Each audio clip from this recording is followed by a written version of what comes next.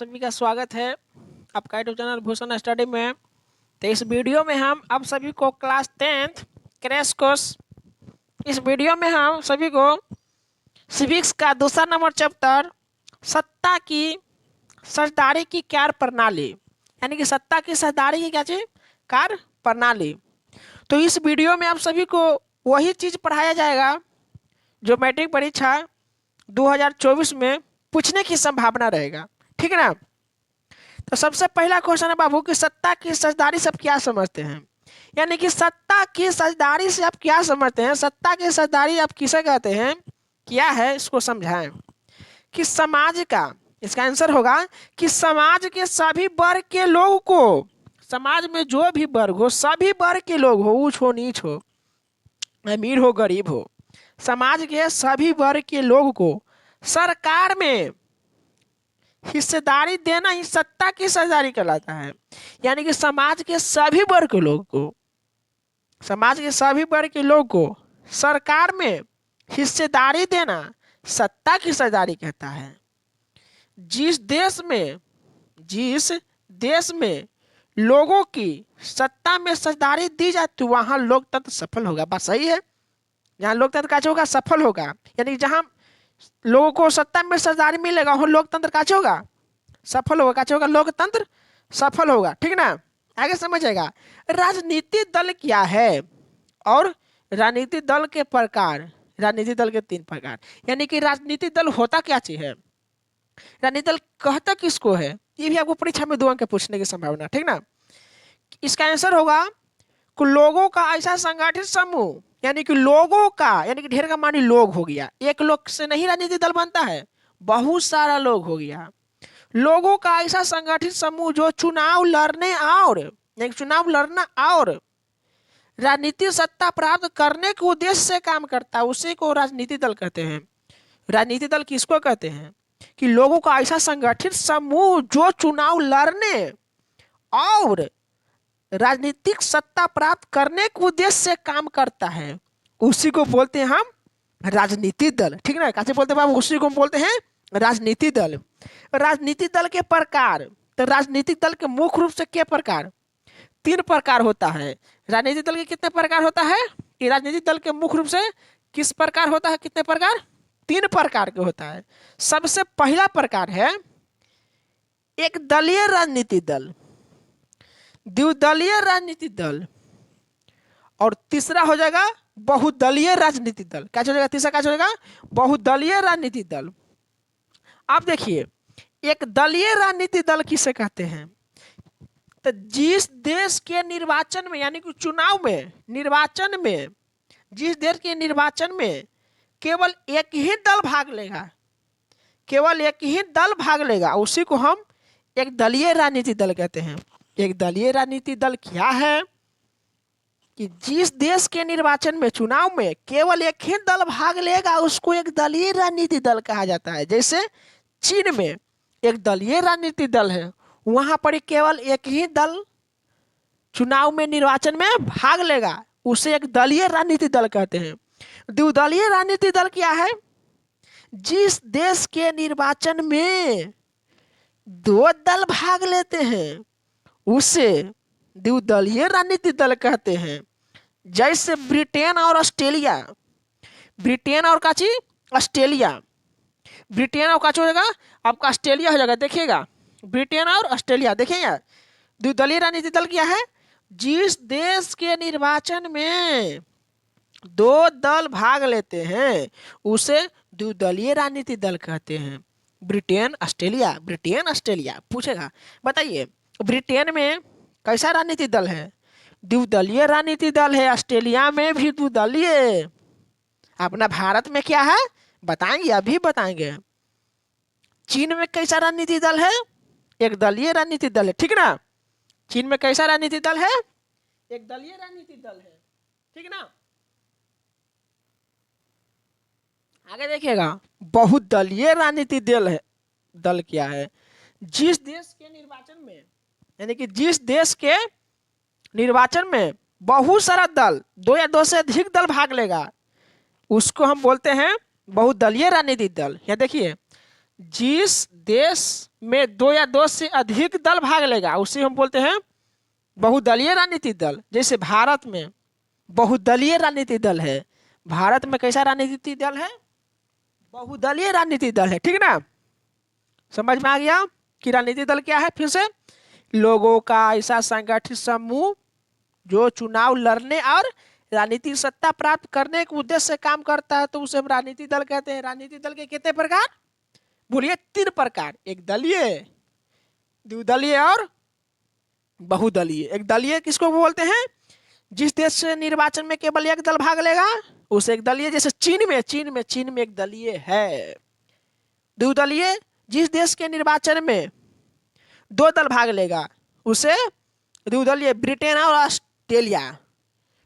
अगला बहुदलीय, जिस देश के निर्वाचन में 2 या 2 से अधिक दल भाग लेगा तो उससे हम बहुदलीय राजनीतिक दल कहते हैं। जैसे अपना भारत देश, हमारा बहुदलीय राजनीतिक दल, यहाँ बहुत सारा दल खड़ा होता है। ठीक ना? अगला देखिएगा, एरो मार के लिखा हुआ है, जब किसी चुनाव में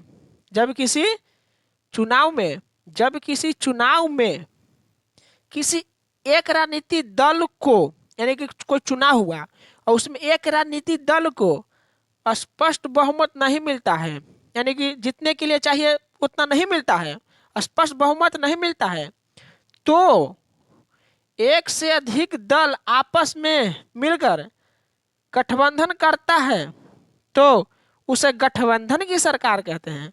यानी कहने का मतलब वो हो गया कि जब किसी चुनाव में किसी एक राजनीतिक दल को स्पष्ट बहुमत नहीं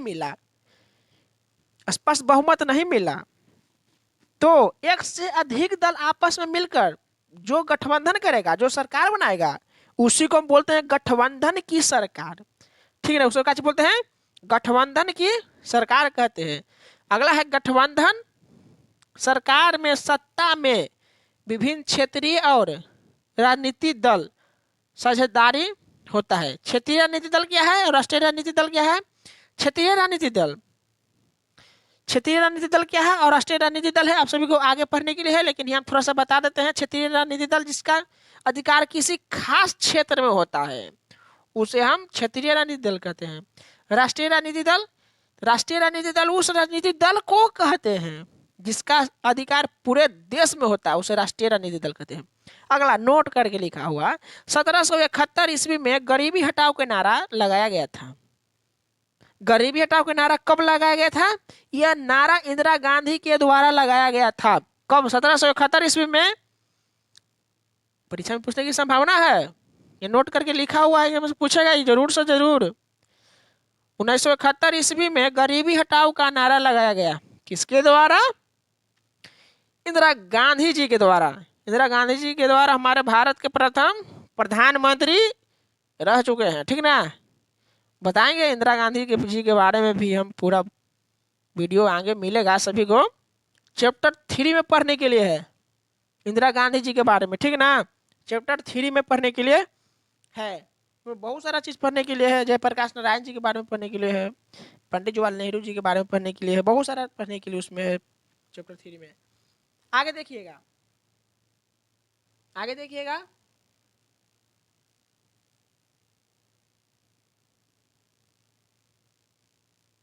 आगे देखिएगा। अगला क्वेश्चन है, हम सभी को यहाँ देखिएगा, बढ़िया से समझिएगा। परीक्षा में सब भी आई है बाबू, जितना पढ़ उतना पढ़िए सब यार। बोर्ड क्लास 10th 2024 में जो भी बच्चा परीक्षा में शामिल होने जा रहे हैं, इसी क्लास से सभी क्वेश्चन अब सभी को रहेगा। जितना पढ़ा रहे उतना याद करिए। ठीक है ना? अगला देखिएगा, सत्ता की साझेदारी लोकतंत्र में क्या महत्व रखती है? सत्ता की साझेदारी लोकतंत्र में क्या महत्व रखती है? सत्ता की साझेदारी लोकतंत्र में क्या महत्व रखती है? तो देखिएगा, क्वेश्चन बनता है 5 नंबर के क्वेश्चन पूछने की संभावना है आप सभी को। कितना के? 5 अंक के। सत्ता की साझेदारी लोकतंत्र में क्या महत्व रखती है? एकदम 5 अंक का पूछेगा। लिखिएगा, सत्ता की साझेदारी लोकतंत्र में काफी महत्व रखती है। लिखिएगा धीरे धीरे करके कि सत्ता की साझेदारी लोकतंत्र में काफी महत्व रखता है। जिस देश में लोग को सत्ता में साझेदारी दी जाती है वहां लोकतंत्र सफल होता है, और जहां लोगों को सत्ता में साझेदारी नहीं दी जाती वहां लोकतंत्र असफल होता है।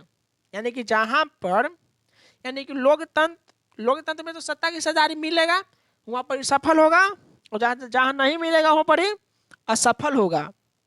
ठीक ना, कश्मीर होगा असफल होगा, वहां लोकतंत्र सफल होगा।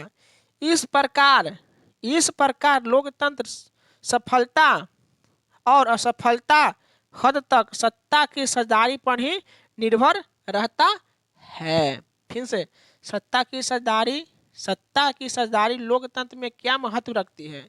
तो सत्ता की साझेदारी लोकतंत्र में काफी महत्व रखती है। जिस देश में लोग को सत्ता में साझेदारी दी जाती है वहां लोकतंत्र सफल, जहां न दी जाती वहां पर ही असफल मानी जाती है। अगला क्वेश्चन है कि भाषा नीति से आप क्या समझते हैं? भाषा नीति से आप क्या समझते हैं? इसका आंसर होगा कि भाषा के चलते, काचे के चलते, भाषा के चलते देश में किसी प्रकार का रुकावट न होना भाषा नीति कहलाता है। काची कहलाएगा? भाषा नीति कहलाता है। काची कहलाएगा? भाषा नीति कहलाता है। यानी कि भाषा नीति से क्या समझते हैं कि भाषा के चलते देश में किसी प्रकार का रुकावट न होना भाषा नीति कहलाता है। भारत की राष्ट्रीय भाषा हिंदी है। भारत की राष्ट्रीय भाषा क्या चीज है? हिंदी है। अगला देखिएगा, नोट करके सब परीक्षा में पूछने की संभावना है। भारत की राष्ट्रीय भाषा क्या चीज है? हिंदी है। अगला, भारत में 144 प्रकार की भाषा बोली जाती है। भारत में कितना प्रकार की भाषा बोली जाती है? भारत में 144 प्रकार की भाषा बोली जाती है। भारत में 144 प्रकार की भाषा बोली जाती है। संविधान के अनुसार सरकारी काम में अंग्रेजी भाषा का माना होने के बावजूद भी प्रयोग की जाती है, जिसके चलते तमिलनाडु राज्य में आंदोलन हो गया। इस विवाद के लिए दोनों भाषा को मान्यता दे दिया। तो भाषा के चलते किस राज्य में आंदोलन हुआ? तमिलनाडु में। पूछने की संभावना है कि भाषा चलते किस राज्य में आंदोलन हुआ, तो बोलिएगा तमिलनाडु में। भारत की राष्ट्रीय भाषा क्या चीज है? बोलिए, हिंदी। भारत में कितने प्रकार का भाषा बोला जाता है? 144। कितना? 144 प्रकार के भाषा बोला जाता है भारत में। ठीक ना, भारत की राष्ट्रीय भाषा हिंदी है। ठीक ना, अगला समझिएगा। राजनीतिक दल किस तरह से सत्ता में साझेदारी करते हैं? यानी कि राजनीतिक दल, बता दी, राजनीतिक दल लोगों का ऐसे संगठित समूह जो चुनाव लड़ने और सत्ता को प्राप्त करने के उद्देश्य से काम करता है, उसे राजनीतिक दल कहते हैं। लेकिन यह पूछ रहा है कि राजनीतिक दल किस तरह से सत्ता में साझेदारी करते हैं। तो सबसे पहले राजनीतिक दल की परिभाषा लिख दीजिएगा। यहाँ के लोगों का ऐसा संगठित समूह जो चुनाव लड़ने और राजनीतिक सत्ता प्राप्त करने के उद्देश्य से काम करता है, उसी को हम बोलते हैं राजनीतिक दल। अब देखिएगा, राजनीतिक दल निम्नलिखित तरह से सत्ता में साझेदारी करते हैं। राजनीतिक दल किस तरह से सत्ता में साझेदारी करेंगे? तो राजनीतिक दल निम्नलिखित तरह से सत्ता में काची करेंगे? साझेदारी करेंगे। निम्नलिखित तरह से राजनीतिक दल सत्ता में काची करेंगे? साझेदारी करेंगे। सबसे पहला, राजनीतिक दल काची है? राजनीतिक दल चुनाव में भाग लेते हैं और बहुमत प्राप्त कर केंद्र तथा विभिन्न राज्य में अपनी सरकार बना लेते हैं। बात सही है कि राजनीतिक दल किस प्रकार से सत्ता में साझेदारी करता है? बात सही है कि राजनीतिक चुनाव में भाग लेते हैं। राजनीतिक दल चुनाव में भाग लेगा और बहुमत प्राप्त करेगा तो केंद्र तथा विभिन्न राज्य में अपना सरकार बनाता है। अगर बहुमत प्राप्त नहीं होगा तो केंद्र में या राज्य में अपना सरकार नहीं बना पाएगा, और जहाँ पर बहुमत उसको प्राप्त हो गया तो केंद्र या राज्य में अपना सरकार बना लेगा। अगला का चीज है दूसरा, देखिएगा, दूसरा समझिएगा, दूसरा। ठीक ना, इसे देखिए, दूसरा यहाँ पर लिखा हुआ है, समझिएगा बढ़िया से।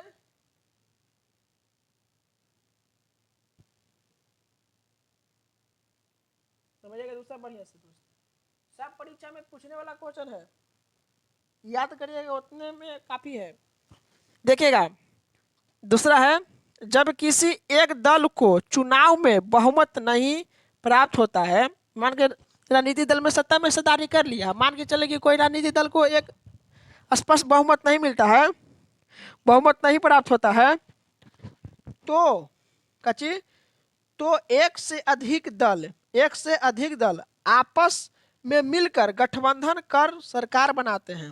बात सही है कि अपना उसको स्पष्ट बहुमत नहीं मिला राजनीतिक दल को, तो किसी अन्य दल के साथ बहुमत प्राप्त करके अपना सरकार बना लेगा और केंद्र में और राज्य में अपना सरकार शासन चलाएगा, ठीक ना। सरकार बनाता है तो शासन व्यवस्था में दो प्रकार का हो जाता है। बस सही है, दो पार्टी आएगा तो दो प्रकार का शासन चलेगा, केंद्र में राज्य में। आगे समझिएगा, यानी कि केंद्र में भी चलाने के बाद केंद्र चलाएगा, राज्य में तो राज्य में। अगला संघवाद क्या है, क्वेश्चन पूछेगा कि संघवाद क्या है। ये परीक्षा में 2 अंक आपको जरूर पूछेगा, इस बार लिख लीजिए VVI। संघवाद क्या है, संघवाद किसे कहते हैं? वैसी शासन व्यवस्था जिसमें केंद्र सरकार और राज्य सरकार दोनों मिलकर शासन करता है, उसे संघवाद कहते हैं। संघवाद किसे कहते हैं कि वैसे शासन व्यवस्था जिसमें केंद्र सरकार यानी कि प्रधानमंत्री और राज्य सरकार यानी कि मुख्यमंत्री, यानी कि केंद्र सरकार और राज्य सरकार दोनों मिलकर शासन करेगा, उसे हम संघवाद कहते हैं। भारत एक संघवाद है, बात सही है। इसमें केंद्र सरकार भी शासन करेगा और राज्य सरकार भी शासन करेगा, तो भारत एक क्या चीज है? संघवाद है। फिर से वैसी शासन व्यवस्था जिसमें केंद्र सरकार और राज्य सरकार दोनों मिलकर शासन करता है, उसे हम संघवाद कहते हैं या संघीय शासन व्यवस्था कहते हैं। तो पूछ सकता है कि संघीय शासन व्यवस्था क्या है? वैसी शासन व्यवस्था जिसमें केंद्र सरकार और राज्य सरकार दोनों मिलकर शासन करता है, उसे संघवाद कहा जाता है। भारत क्या चीज है? संघवाद है। नोट करके परीक्षा में पूछने की संभावना है। भारत एक संघवाद है। भारत क्या चीज बाबू? संघवाद है। इसका शुरुआत USA यानी कि अमेरिका में हुआ।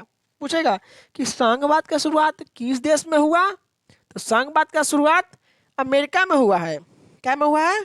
अमेरिका में हुआ। संघवाद का शुरुआत कहाँ में हुआ है?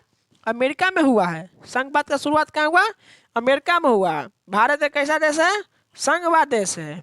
संघवाद देश है, यानी कि संघीय शासन व्यवस्था वाला का चीज है देश। कौन? अपना देश भारत। लेकिन इसका शुरुआत सर्वप्रथम कहाँ किया गया था? इसका शुरुआत सर्वप्रथम अमेरिका से किया गया था। अगला गया कि संघवाद की विशेषता को लिखें। वो तो उधर हम बता दें कि संघवाद क्या है, कि जिस देश में केंद्र सरकार और राज्य सरकार दोनों मिलकर शासन करता है, उसे हम संघवाद कहते हैं। भारत एक कैसा देश है? संघवाद वाला देश है। संघवाद की शुरुआत कहाँ हुआ था? संघवाद का शुरुआत सर्वप्रथम कहाँ में? अमेरिका में हुआ था, यानी कि US में। अगला क्वेश्चन है कि संघवाद की विशेषता को लिखे। परीक्षा में 5 नंबर का पूछने की संभावना है कि संघवाद की विशेषता को लिखे। तो संघवाद की विशेषता का चीज है? निम्नलिखित है। संघवाद की विशेषता को लिखे तो नीचे एरो मार्क लिखे कि संघवाद की विशेषता निम्नलिखित है, जो इस प्रकार है। नंबरिंग करके लिखिएगा कि केंद्र एवं राज्य के बीच शक्ति का बंटवारा, यानी कि जहां संघवाद होता है वहां केंद्र सरकार और राज्य सरकार के बीच शक्ति का बंटवारा होता है। यानी कि हम आगे बताएंगे कि शक्ति का बंटवारा कैसे कैसा होता है। यानी कि केंद्र सरकार और राज्य सरकार, यानी कि संघ सूची और राज्य सूची। संघ सूची के विषय में कानून बनाता है कौन? केंद्र सरकार। और राज्य सूची के विषय में कानून बनाता है कौन? राज्य सरकार। तो संघ सूची और राज्य सूची का समवर्ती सूची के बारे में बताएंगे हम। तो सबसे पहला कि संघवाद की विशेषता को लिखें। तो संघवाद की विशेषता का चीज है? निम्नलिखित है। सबसे पहला का चीज है कि केंद्र एवं राज्य के बीच शक्ति का बंटवारा होता है। अगला, राज्य को केंद्र से अधिक शक्ति होता है।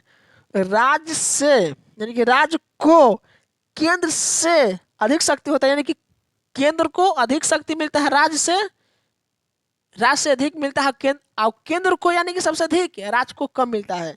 अगला, सर्वोच्च न्यायालय की सर्वोच्च होती है, ठीक है ना, सर्वोच्च न्यायालय की सर्वोच्च होती है। अगला चौथा कि का चाहिए कि दोहरी नागरिकता प्रदान किया जाता है, जैसे भारत, अमेरिका और बेल्जियम। आप देखिए एकात्मक शासन व्यवस्था क्या है? वैसी शासन व्यवस्था जिसमें सिर्फ केंद्र सरकार ही शासन करता है उसे एकात्मक शासन व्यवस्था कहते हैं। यानी कि एकात्मक शासन व्यवस्था वैसी शासन व्यवस्था को कहते हैं जिसमें केवल केंद्र सरकार ही शासन करता है, उसको हम एकात्मक शासन व्यवस्था कहते हैं।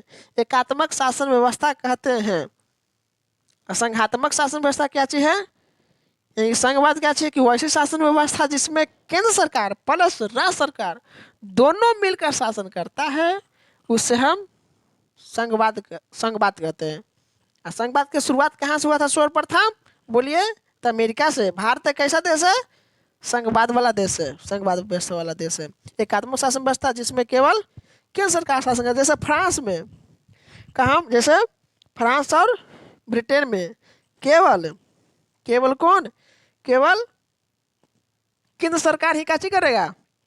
शासन करेगा, तो उसे हम एकात्मक शासन व्यवस्था कहते हैं। एकात्मक शासन व्यवस्था हम उसको कहते हैं। अगला क्वेश्चन है, जैसे देखिए फ्रांस और काची है बाबू, ब्रिटेन है, आप सभी को एकात्मक शासन व्यवस्था वाला देश है, ठीक है ना। एकात्मक शासन व्यवस्था वाला काची बाबू देश है, ठीक ना। यानी कि एकात्मक शासन व्यवस्था वैसे शासन व्यवस्था जिसमें सिर्फ केंद्र सरकार ही काची करेगा? शासन करेगा। समझ में आ रहा है ना? एकात्मक शासन व्यवस्था वैसी शासन व्यवस्था जिसमें केवल केंद्र सरकार ही शासन करेगा, तो उसे एकात्मक शासन व्यवस्था। जैसे फ्रांस में है ना तो एकात्मक शासन व्यवस्था पाया जाता है, और ब्रिटेन में है ना एकात्मक शासन व्यवस्था पाया जाता है। अब भारत में एकात्मक है? नहीं, एकात्मक नहीं है। ब्रिटेन में एकात्मक है लेकिन भारत में एकात्मक नहीं है, संघवाद है, यानी कि संघीय शासन व्यवस्था है। अगला देखिएगा कि भारत एक संघवाद का उदाहरण है। कैसे? हम तो बोल दें कि भारत एक संघवाद देश है जिसमें केंद्र सरकार और राज्य सरकार दोनों मिलकर कानून बनाएगा, तो उसको यानी शासन करेगा, कानून बनाएगा। कानून के बारे में बताएंगे आगे, तो उसको हम क्या बोलते हैं? संघात्मक। लेकिन बोल रहा है कि भारत एक संघवाद का उदाहरण है। कैसे? तो लिखेंगे हम कि भारत में राज्य और केंद्रों के बीच शक्ति का बंटवारा है। यानी कि भारत एक संघवाद का उदाहरण है। कैसे? या भारत एक संघवाद देश है, क्यों? तो लिखेंगे कि भारत में राज्य और केंद्र के बीच शक्ति का बंटवारा है, यानी कि शक्ति का बंटवारा है। अगला, केंद्र को अधिक शक्ति प्रदान की गई है। किससे? राज्य सरकार से केंद्र को अधिक शक्ति प्रदान किया गया है। भारत में एकल नागरिकता है। भारत में क्या है? एकल नागरिकता है। भारत में क्या है? एकल नागरिकता है। आगे देखिए, भारत में क्या है? एकल नागरिकता है। भारत में एकल नागरिकता है। अगला देखिएगा, चौथा और पांचवा क्या देखिएगा कि भारत में सर्वोच्च न्यायालय की सर्वोच्च होती है। भारत में सर्वोच्च न्यायालय क्या होती है? सर्वोच्च होती है। भारत में संविधान की सर्वोच्च है। भारत में क्या चीज? संविधान की क्या चीज है? सर्वोच्च है। अगला देखिएगा, भारत में शक्ति का विभाजन, ये हम पार्ट 2 वीडियो में आप सभी को डालेंगे, ज़्यादा लंबा हो जाएगा। भारत में शक्ति का विभाजन यानी कि 3 प्रकार शक्ति, संघ सूची, राज सूची, संपत्ति सूची, ये हम अगला विषय में आप सभी को अगला वीडियो में डालेंगे। तो हमारे चैनल, आप ही का चैनल है भूषण स्टडी को लाइक करिएगा, सब्सक्राइब करिएगा, प्रतिदिन वीडियो मिलेगा, ठीक ना। और इकोनॉमिक्स भी चालू होगा, हिस्ट्री भी चालू होगा, पॉलिटिकल साइंस भी चल ही रहा, सिविक्स साइंस भी चालू होगा, ठीक ना। समझिएगा, हमारे चैनल को लाइक करिएगा। धन्यवाद आप सभी को।